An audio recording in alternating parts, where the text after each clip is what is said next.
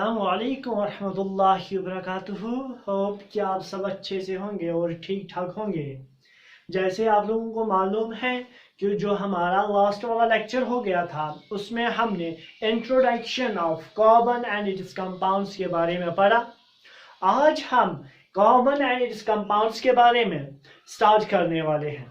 जो लास्ट वाला लेक्चर था उसमें हमने देखा था कि जो रोड मैप है कि जो रास्ता है हमें किस रास्ते पे जाना है, किन किन स्टॉप्स से गुजरना है ताकि हम कार्बन एंड इट्स कंपाउंड्स के एंड पे पहुंच जाएंगे। अगर आप लोगों ने अभी वो वाला वीडियो नहीं देखा है, वो वाला लेक्चर नहीं देखा है, तो मैं आपको रिकमेंडेड करता हूं कि आप प्लीज पहले वो वाला वीडियो देख लीजिए, उसके बाद आप ये वाला वीडियो स्टार्ट कीजिए, क्योंकि ये सब एक दूसरे से इंटरलिंक्ड है। अगर आपने कोई एक भी लेक्चर मिस किया इसमें, आपको फिर कंफ्यूजन हो जाएगा ये कैसे हो गया है। अगर मैंने कोई कंसेप्ट पढ़ाया है, मैं उस कंसेप्ट के रिलेटेड जो आज का लेक्चर होगा उसके कंसेप्ट के रिलेटेड आज कुछ क्वेश्चन उसके रिलेटेड करने वाला हूं। तो अगर आपने वो वाला लेक्चर नहीं देखा है तो आप प्लीज पहले वो वाला लेक्चर देख लीजिए, उसके बाद आप इस लेक्चर नंबर 2 पे आ जाए। आज हम स्टार्ट करने वाले हैं। पहले हम देखेंगे कि हम ऑर्गेनिक कंपाउंड किसको बोलते हैं। हमने केमिस्ट्री को 3 हिस्सों में डिवाइड किया था। हमने देखा था ये जो केमिस्ट्री है इसके 3 अलग अलग ब्रांच है हमारे पास। कौन कौन सा? फिजिकल केमिस्ट्री, इनऑर्गेनिक केमिस्ट्री और ऑर्गेनिक केमिस्ट्री। जो ये वाला लेक्चर है हमारे पास कार्बन एंड इट्स कंपाउंड्स, ये हमारे ऑर्गेनिक केमिस्ट्री में आता है। तो हम ऑर्गेनिक केमिस्ट्री किसको बोलते हैं या हम इस ऑर्गेनिक केमिस्ट्री में क्या पढ़ते हैं, आज हम ये देखेंगे कि हम ऑर्गेनिक केमिस्ट्री बोलते किसको है। ठीक, the organic chemistry having the organic origin that is compound found in the living organism और known as the organic compound. पहले एंशिएंट दौर में यह बोला जाता था कि हम ऑर्गेनिक कंपाउंड उसी कंपाउंड को बोलेंगे जिसका ओरिजिन ऑर्गेनिक होगा। ऑर्गेनिक मतलब वो लिविंग ऑर्गेनिज्म से ऑब्टेन किया होगा। अगर हमने कोई सबस्टेंस लिविंग ओरिजिन से या लिविंग ऑर्गेनिज्म से ऑब्टेन किया है, उसको हम बोला करते थे ये हमारे पास एक ऑर्गेनिक सबस्टेंस है। या अगर वो कंपाउंड होगा तो हम उसको बोलेंगे ये हमारे पास ऑर्गेनिक कंपाउंड है। अगर वो मॉलिक्यूल होगा तो हम उस मॉलिक्यूल को बोलते हैं ये हमारे पास ऑर्गेनिक मॉलिक्यूल है। ठीक, बट आहिस्ता आहिस्ता इंप्रूवमेंट होते गए, डिस्कवरीज होते गई, तो लास्ट पे तो फिर इनऑर्गेनिक सबस्टेंसेस से भी हमें ऑर्गेनिक सबस्टेंस मिला। तो हमने फिर इस वाले डेफिनेशन को कैंसल कर दिया। वो सब आप ऑर्गेनिक केमिस्ट्री के बारे में इन डिटेल पढ़ने वाले हैं। जो आपका नेक्स्ट क्लास होगा, जो आपका 11th क्लास है, उसमें आप इन डिटेल पढ़ने वाले हैं। अगर हम यहीं पे इसको जानने की कोशिश करेंगे तो शायद ये जो लेक्चर है, ये जो चैप्टर है, ये हमारे लिए और बहुत ज्यादा बड़ा हो जाएगा। तो हम क्या करते हैं, हम इसको थोड़ी सी इस डेफिनेशन को ही समझ लेते हैं कि ये जो डेफिनेशन है, पहले एंशिएंट दौर में क्या कहा जाता था कि जो भी सबस्टेंस हम लिविंग ऑर्गेनिज्म से ऑब्टेन करते हैं उसको हम बोलते हैं that is an organic substance या that is an organic molecule और that is an organic compound. But with the time या विद द डिकेड्स जो डिस्कवरीज होती गई तो हमें इनऑर्गेनिक सबस्टेंस से भी एक ऑर्गेनिक सबस्टेंस मिला। तो उसके बाद ये जो डेफिनेशन है ये चेंज होगी। And a branch which deals with the organic compound is said to be organic chemistry। और जो केमिस्ट्री का ब्रांच या जो साइंस का ब्रांच ऑर्गेनिक कंपाउंड को स्टडी करता है उसको हम बोलते हैं ऑर्गेनिक केमिस्ट्री। उसको हम बोलते हैं ऑर्गेनिक केमिस्ट्री। क्या बोलते हैं? Organic chemistry. Now they are not restricted to living origin only. अब ये खाली लिविंग origin पे रिस्ट्रिक्टेड नहीं है। पहले क्या बोला करते थे कि ये जो ऑर्गेनिक सब्सटेंस है ये हम खाली लिविंग ऑर्गेनिज्म से ही ऑब्टेन करते हैं, बट डिस्कवरीज होती गई तो हमें कुछ ऐसे कंपाउंड्स मिले, कुछ ऐसे ऑर्गेनिक कंपाउंड्स मिले जो हम इनऑर्गेनिक कंपाउंड से इनऑर्गेनिक कंपाउंड से या इनऑर्गेनिक सबस्टेंस से भी मिले। तो ये वाली डेफिनेशन है ये फिर चेंज होगी। ये सब डेफिनेशन आप अपने नेक्स्ट क्लास में पढ़ने वाले हैं। बट जो हमारा ये टॉपिक है कार्बन एंड इट्स कंपाउंड्स, हमें ये इन डिटेल जानना है। तो carbon compounds having carbon and hydrogen are said to be hydrocarbon. वो कंपाउंड जहां पे हाइड्रोकार्बन कार्बन एटम होगा और इसके साथ हाइड्रोजन एटम होगा, जो भी ऐसा कोई कंपाउंड होगा जहां पे कार्बन का बॉन्ड हाइड्रोजन के साथ होगा, उसको हम बोलते हैं हाइड्रोकार्बन्स। क्या बोलते हैं? हाइड्रोकार्बन्स। अब हम इसके पास, अगर आपने इंट्रोडक्शन वाला लेक्चर देखा होगा, जो हमारा सबसे पहला टॉपिक है, जो हमारे पास सबसे पहला टॉपिक है वो हमारे पास है बॉन्डिंग इन कार्बन। अब ये जो कार्बन है इसके पास जो बॉन्डिंग होती है वो कैसी होती है, अब हम वो इन डिटेल देखने वाले हैं। अब जो ये बॉन्ड है, हमने जो हमारा पहला चैप्टर था वहां पे हमने देखा था कि ये जो बॉन्ड क्यों बनता है, क्योंकि वहां पे ट्रांसफर ऑफ इलेक्ट्रॉन्स होता है, वहां पे ट्रांसफर ऑफ इलेक्ट्रॉन्स होता है और वहां पे फिर बॉन्ड बन जाता है। ये जो बॉन्ड होता है ये फोरस होता है, जो दो एटम है इनके बीच में जो फोरस होता है उसी को हम बोलते हैं बॉन्ड। अगर हम बात करें बॉन्डिंग की, बॉन्डिंग इन कार्बन, अगर हम बॉन्ड की बात करें, ये जो बॉन्ड बनता है ये बनता है, बॉन्ड हमारे पास 2 या 3 अलग अलग तरीके हैं जिससे बॉन्ड बनता है। ये बाय शेयरिंग, बाय ट्रांसफर, अगर हमें ट्रांसफर करना होता है, अगर हमने देखा है ये जो HCl है वहां पे H एक इलेक्ट्रॉन देता है और Cl एक इलेक्ट्रॉन देता है, तो ये दोनों शेयर करते हैं इलेक्ट्रॉन। तो ये जो बॉन्ड बनता है बाय शेयरिंग से बनता है, बाय ट्रांसफर बनता है, या किसी जगह एक ही एटम 2 इलेक्ट्रॉन्स देता है, वो बॉन्ड बनता है। On the basis of that हमारे पास डिफरेंट टाइप्स के बॉन्ड्स होते हैं। पहला जो बॉन्ड है हमारे पास वो होता है हमारे पास मेटालिक बॉन्ड। जो सेकंड बॉन्ड होता है हमारे पास वो होता है आयोनिक बॉन्ड। जो थर्ड होता है वो होता है इलेक्ट्रोवैलेंट बॉन्ड,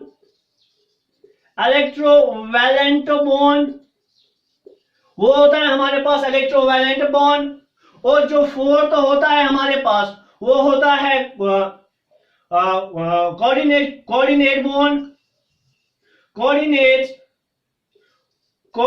बॉन्ड। और जो फिफ्थ होता है वो होता है हमारे पास कोवलेंट बॉन्ड। और हमें यहां पे इस चैप्टर में किस बॉन्ड के बारे में ज्यादा पढ़ना है? हमें पढ़ना है इसी कोवलेंट बॉन्ड के बारे में। हमें देखना है कि ये जो कोवलेंट बॉन्ड होता है ये क्या होता है। तो कार्बन की बॉन्डिंग पढ़ने से पहले हम पहले देखेंगे कि ये जो कोवलेंट बॉन्ड है, हम कोवलेंट बॉन्ड किसको बोलते हैं? हम कोवलेंट बॉन्ड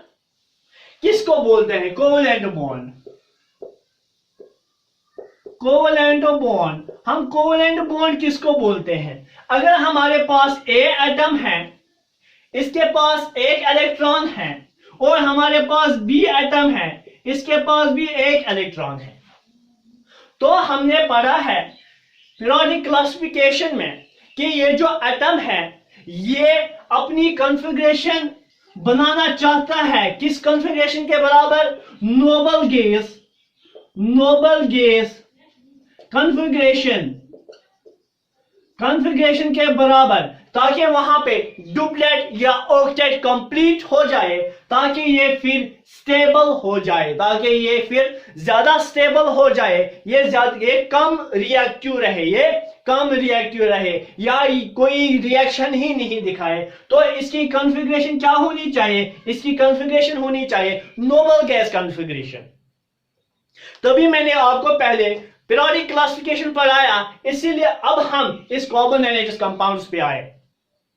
तो यहां पे अगर हम मान लो इसके पास खाली एक ही शेल है, तो हमने देखा था के शेल में कितने इलेक्ट्रॉन्स आते हैं? के शेल में खाली 2 ही इलेक्ट्रॉन्स आते हैं। तो मतलब इसको इन दोनों को डुप्लेट कंप्लीट करना है। तो ये क्या करेंगे? या गेन करेंगे या लूज करेंगे। अगर इसने लूज किया इलेक्ट्रॉन तो यहां पे ये अनस्टेबल हो जाएगा। अगर इसने लूज किया इलेक्ट्रॉन फिर ये वाला अनस्टेबल हो जाएगा, ये फिर एटम रहेगा ही नहीं। तो इसके लिए ये दोनों क्या करते हैं? ये दोनों एक इलेक्ट्रॉन, ये जो लास्ट वाला इलेक्ट्रॉन है इसको शेयर करते हैं, ये इसको मिला लेते हैं। चलो हम दोस्ती कर लेते हैं, चलो हम दोनों फ्रेंडशिप कर लेते हैं। तो ये जो बॉन्ड फिर यहां पे बना इस फ्रेंडशिप के, मतलब इन्होंने शेयर किया, मतलब अगर हम देखेंगे कि ये जो कार्बन है कि कार्बन की बॉन्डिंग कैसी होती है, अगर हम देखेंगे ये जो कार्बन है हमारे पास, इसकी बॉन्डिंग कैसी होती है। अगर हम कार्बन को देखेंगे, ये कार्बन हमारे पास, इसका एटॉमिक नंबर क्या होता है? हमारे पास एटॉमिक नंबर होता है हमारे पास इसका 6। तो इसकी शेल इलेक्ट्रॉनिक कॉन्फ़िगरेशन क्या होगी? वो होगी K और L। इसमें 2 इलेक्ट्रॉन्स होंगे, इसमें 4 इलेक्ट्रॉन्स होंगे। तो इसकी शेल इलेक्ट्रॉनिक कॉन्फ़िगरेशन क्या आएगी हमारे पास? 2,4। अब इसके पास अगर हम कार्बन का स्ट्रक्चर बनाएंगे, अगर हम इससे एक ये शेल है और ये L शेल है, इसमें 2 इलेक्ट्रॉन्स अपने बराबर, इसमें 4 इलेक्ट्रॉन्स। तो हमने देखा था कि L शेल में कितने इलेक्ट्रॉन्स आते हैं? इसमें 8 इलेक्ट्रॉन्स आते हैं।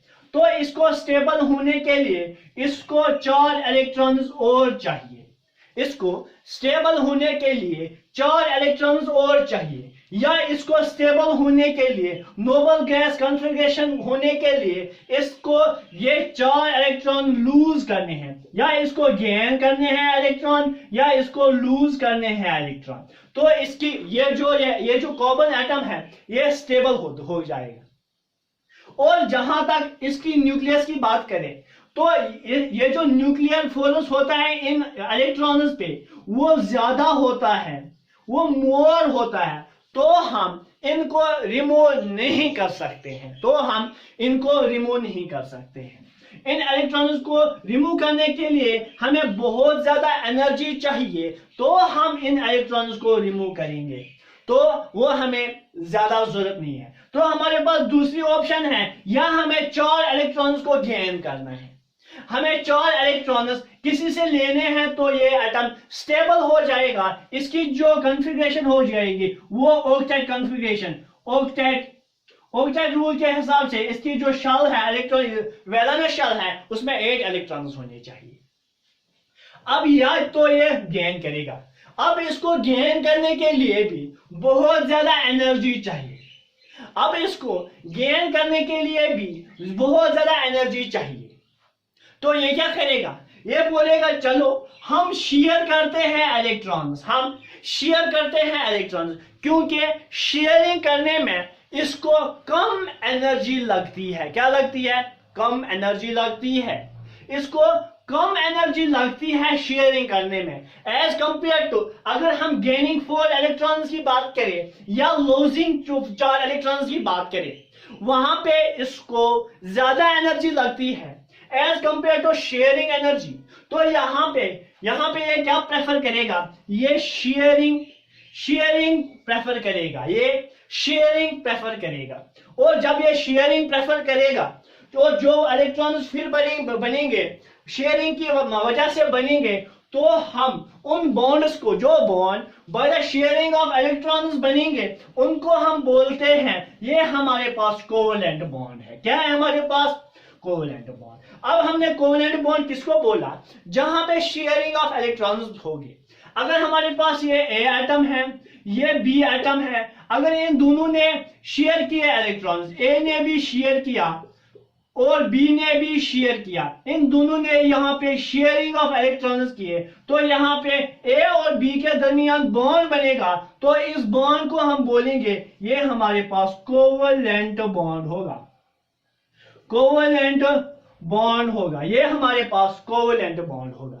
अगर हम कुछ एग्जांपल्स लेंगे कोवेलेंट बॉन्ड की, हम कुछ एग्जांपल्स लेंगे कोवेलेंट बॉन्ड की।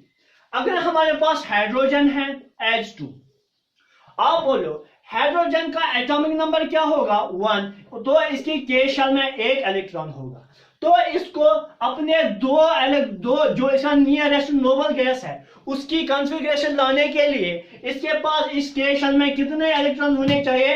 इसमें 2 इलेक्ट्रॉन होने चाहिए। कितने इलेक्ट्रॉन होने चाहिए? 2 इलेक्ट्रॉन होने चाहिए। तो इसका जो नियरेस्ट नोबल गैस है वो हमारे पास हीलियम है। तो ये इसकी जो बॉन्डिंग होगी वो कैसे होगी? ये हाइड्रोजन है, इसके पास एक इलेक्ट्रॉन है, ये दूसरा हाइड्रोजन है, इसके पास भी एक इलेक्ट्रॉन है। तो ये क्या करेंगे? ये शेयरिंग करेंगे इलेक्ट्रॉन्स को, तो यहाँ पे हाइड्रोजन बनेगा, ये एक बॉन्ड, ये दूसरा बॉन्ड, ये दूसरा हाइड्रोजन, इसका भी डुप्लेट कंप्लीट, इसका भी डुप्लेट कंप्लीट। जरा देखो, अगर हम इस वाले हाइड्रोजन को देखेंगे 1 और 2, तो इसका डुप्लेट कंप्लीट हो गया। अगर हम इस वाले हाइड्रोजन को भी देखेंगे, इसका भी डुप्लेट कंप्लीट होगा। किस वजह से हो गया? क्योंकि वहां पे शेयरिंग ऑफ इलेक्ट्रॉन्स हो गए। तो हम इस शेयरिंग ऑफ इलेक्ट्रॉन्स को, जो वहां पे जो बॉन्ड बनता है, उसको हम बोलते हैं कोवेलेंट बॉन्ड। तो वहां पे contribution of atoms in bonding, in covalent bonding 50-50% होता है। 50-50% होता है। 50-50% होता है। यहाँ पे 50% किसने दिया? इस हाइड्रोजन ने दिया। तो अगर हम इसको हाइड्रोजन 1 लिखेंगे, इसको हाइड्रोजन 2 लिखेंगे। अगर 50% इसने दिया, 50% इसने दिया, तो ये हमारे पास 100% क्या बना? कोवेलेंट बॉन्ड बना। ठीक। अगर हम दूसरी एग्जांपल लेंगे, जो हमारे पास ऑक्सीजन की है, O2 की है। अगर हम ऑक्सीजन की बात करें, तो ऑक्सीजन की अगर हम बॉन्डिंग देखेंगे, ऑक्सीजन हमारे पास O2 होता है। ऑक्सीजन का एटॉमिक नंबर हमारे पास 8 होता है। तो इसकी शेल इलेक्ट्रॉनिक कॉन्फ़िगरेशन क्या होगी? 2,6। तो इसकी जो वैलेंस शेल है वहां पे कितने इलेक्ट्रॉन्स होंगे? वहां पे 6 इलेक्ट्रॉन्स होंगे। 1 2 3 4 5 और 6। और जो दूसरा वाला ऑक्सीजन होगा उसके पास भी 1 2 3 4 5 6। तो इस ऑक्सीजन को ऑक्टेट रूल कंप्लीट करने के लिए 2 इलेक्ट्रॉन चाहिए। क्योंकि यहाँ पे ये 2 ऑक्सीजन है, ये क्या करेंगे? ये एक दूसरे से शेयरिंग करेंगे। 2 इलेक्ट्रॉन। यहाँ पे ये 2 इलेक्ट्रॉन इसके साथ शेयर करेगा, तो यहाँ पे एक बॉन्ड बनाने के लिए, फिलहाल आपकी लेवल तक एक बॉन्ड बनाने के लिए हमारे पास 2 इलेक्ट्रॉन्स होने चाहिए। फिर आप हायर क्लास में पढ़ोगे, नहीं, एक बॉन्ड बनाने के लिए हमें खाली एक ही इलेक्ट्रॉन की जरूरत है। फिलहाल आपकी लेवल के लिए एक बॉन्ड बनाने के लिए हमारे पास 2 इलेक्ट्रॉन्स की जरूरत होती है। तो यहाँ पे 1 2 3 4 इलेक्ट्रॉन्स हो रहे, तो यहाँ पे कितने बॉन्ड्स बने? तो यहाँ पे कितने बॉन्ड्स बने? यहाँ पे बने 2 बॉन्ड्स। यहाँ पे ऑक्सीजन और ऑक्सीजन के दरमियान कितने बॉन्ड्स बने? 2 बॉन्ड्स। यहाँ पे अगर इसको मानो 2 इलेक्ट्रॉन्स 1 2 3 4, यहाँ पे मानो 1 2 3 4 5 6 7 8, इस ऑक्सीजन के पास अपने 8 इलेक्ट्रॉन 1 2 3 4 5 6 7 8, और इस ऑक्सीजन के पास अपना ऑक्टेट कंप्लीट हो गया। तो ये जो बॉन्ड बना हमारे पास, ये हमारे पास कोवेलेंट बॉन्ड है। तो कोवेलेंट बॉन्ड, एक बॉन्ड भी बन सकता है, दो बॉन्ड भी बन सकता है, हमने तो यहां तक देखा। चलो हम 3 बॉन्ड बना के देखेंगे क्या वो बनेंगे या नहीं बनेंगे। अगर हमारे पास नाइट्रोजन है, नाइट्रोजन की एग्जांपल हम लेते हैं। अगर हमारे पास नाइट्रोजन है,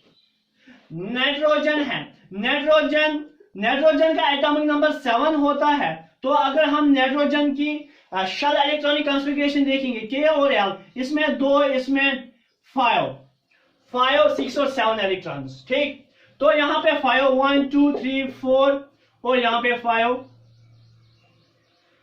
तो यहां पे इस वाले पे भी 1 2 3 4 5, इस पे भी 5, इस पे भी 5। तो क्या होगा, यहां पे इसको इलेक्ट्रॉनिक यानी ऑक्टेट रूल कंप्लीट करने के लिए 3 इलेक्ट्रॉन्स की जरूरत है, इसको भी 3 इलेक्ट्रॉन्स की जरूरत है। तो ये दोनों क्या करेंगे, ये दोनों एक दूसरे से शेयरिंग करेंगे। ये जो नाइट्रोजन है ये एक दूसरे से शेयर करेगा, ये एक दूसरे से शेयर करेगा, एक दूसरे से। अगर हम इसने इसके साथ शेयर किया, इसने इसके साथ, हमने 3 शेयर किए। तो अगर हम इस वाले नाइट्रोजन को देखेंगे 1 2 3 4 5 6 7 और 8, इसका ऑक्टेट कंप्लीट होगा, इसका ऑक्टेट कंप्लीट हो गया। तो अगर हम इसको इस वाले नाइट्रोजन को देखेंगे तो इसका भी ऑक्टेट कंप्लीट होगा। तो हमने यहां पे देखा एक बॉन्ड बनाने के लिए 2 इलेक्ट्रॉन्स की जरूरत होती है। कोवेलेंट बॉन्ड बनाने के लिए 2 इलेक्ट्रॉन्स की जरूरत होती है। यहां पे 1 और 2, यहां पे एक बॉन्ड बनेगा, 1 और 2 यहां पे दूसरा बॉन्ड बनेगा, 1 और 2 यहां पे तीसरा बॉन्ड बन गया।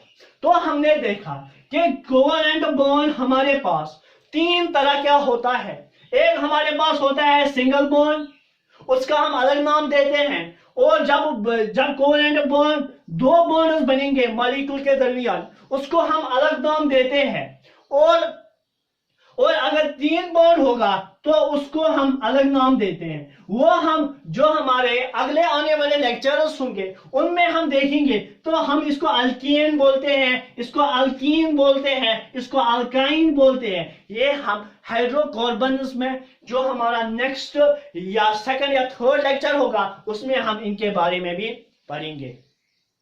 तो हमें खाली इन्हीं के साथ डील करना है। तो अगर आपको कोई कंफ्यूजन है तो हम वो कंफ्यूजन आपका जो हमारे आगे आने वाले सीरीज होंगे उसमें दूर करेंगे। तो हमने क्या देखा कि ये जो बॉन्ड है, बॉन्ड हमारे पास सिंगल बॉन्ड भी होता है, डबल बॉन्ड भी होता है और ट्रिपल बॉन्ड भी होता है। अब अगर हम कार्बन की बात करें, कार्बन में कोवेलेंट बॉन्ड कैसे होता है। अगर हम कार्बन की बात करें, हमारे पास एक मॉलिक्यूल होता है CH4 हमारे पास एक मॉलिक्यूल होता है। चूंकि हमें कार्बन का एटॉमिक नंबर मालूम है, कितना होता है, 6 होता है। इसकी शेल इलेक्ट्रॉनिक कॉन्फ़िगरेशन क्या होती है, 2 और 4। अगर हम हाइड्रोजन की बात करें, हाइड्रोजन का एटॉमिक नंबर 1 होता है, तो इसकी शेल इलेक्ट्रॉनिक कॉन्फ़िगरेशन यहाँ पे 1 होगी।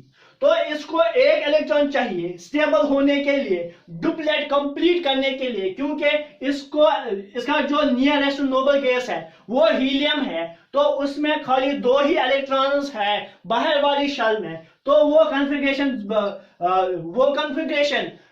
गेन करने के लिए इसको खाली एक इलेक्ट्रॉन की जरूरत है। तो इसको 4 इलेक्ट्रॉन की जरूरत है ताकि ये जो कार्बन है ये नियरेस्ट नोबल गैस कॉन्फ़िगरेशन पे आ जाए। तो ये जो कार्बन है, अगर हम इसकी वैलेंस शेल बनाएंगे या वैलेंस इलेक्ट्रॉन बनाएंगे, वैलेंस इलेक्ट्रॉन कितने हैं इसके पास, 4, 1 2 3 और 4। और अब हमारे पास हाइड्रोजन है, हाइड्रोजन के पास कितने इलेक्ट्रॉन्स हैं, 1 इलेक्ट्रॉन। यहां से दूसरा हाइड्रोजन आएगा, इसके पास 1 इलेक्ट्रॉन। यहां पे तीसरा हाइड्रोजन आएगा, इसके पास 1 इलेक्ट्रॉन। और यहां पे 4th हाइड्रोजन आएगा, इसके पास 1 इलेक्ट्रॉन। तो यहां पे क्या होगा, ये इसके साथ शेयर करेगा, ये इसके साथ शेयर करेगा, ये इसके साथ शेयर करेगा, ये इसके साथ शेयर करेगा, ये इसके साथ शेयर करेगा। जरा देखो हाइड्रोजन का डुप्लेट कंप्लीट हुआ ना, यहां पे हुआ एक और दो इलेक्ट्रॉन, एक और दो इलेक्ट्रॉन, एक और दो इलेक्ट्रॉन, एक और दो इलेक्ट्रॉन, तो हाइड्रोजन का डुप्लेट कंप्लीट होगा। चलो हम देखें कि कार्बन का क्या हो गया। अगर हम कार्बन का देखेंगे, अगर हम कार्बन का देखेंगे, जरा कार्बन में कितने इलेक्ट्रॉन आ गए आप, 1 2, ये यहां से 1 2 3 4 5 6 7 8, तो इसका ऑक्टेट कंप्लीट हो गया, तो इसका ऑक्टेट कंप्लीट हो गया, इस हाइड्रोजन का डुप्लेट कंप्लीट हो गया। तो ये जो ये वाला स्ट्रक्चर है हमें हमारे पास, ये एक स्टेबल स्ट्रक्चर आ गया, स्टेबल स्ट्रक्चर आ गया। अब इस कार्बन ने क्यों रिएक्ट किया, क्यों रिएक्टिविटी दिखाई, क्यों हाइड्रोजन के साथ मिला, क्योंकि इसको स्टेबल होना था। अब ये कार्बन ने हाइड्रोजन के साथ बॉन्ड क्यों बनाया, इस कार्बन ने हाइड्रोजन के साथ बॉन्ड क्यों बनाया, क्योंकि इसको स्टेबिलिटी चाहिए।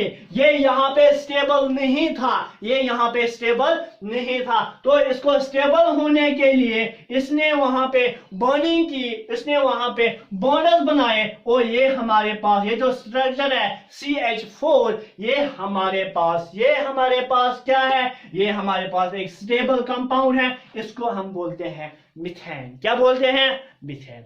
आगे जाके हम पढ़ेंगे मीथेन के बारे में, हम अलग अलग टॉपिक्स पढ़ेंगे। हाइड्रोकार्बन्स को क्या बोलते, हाइड्रोकार्बन्स क्या होते हैं, ये जो हाइड्रोकार्बन्स है इनकी भी फिर ब्रांच निकलती हैं। हमारे पास अल्केन होता है, अल्कीन होता है, अल्काइन्स होते हैं।